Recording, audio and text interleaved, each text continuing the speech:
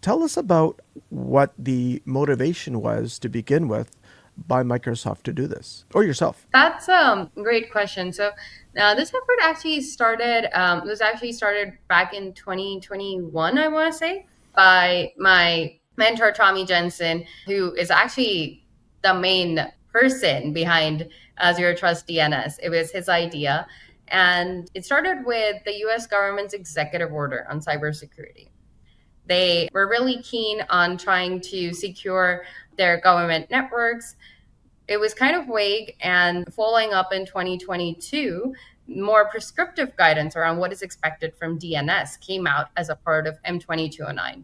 Mm-hmm. Since then, our team kept talking with CISA and trying to clarify the requirements, and it turned out they wanted to do a couple of things.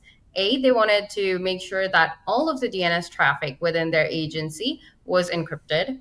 Two, they wanted to make sure that there was an authoritative log maintained somewhere about all of the resolutions that are being made, about what connections are allowed and what are blocked on the device.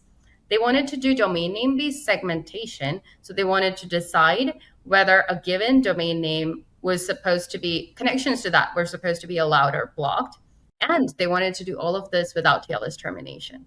That was the interesting bit because until then, back in 2022, when we research across, okay, is there any existing solution that can give them all of this at what they're requiring? And the answer turned out to be no. So that kind of led to the genesis of Zero Trust DNS. Every solution we could find of at that point did the first three things by terminating TLS. So that's kind of where we had to really sit down, think about it.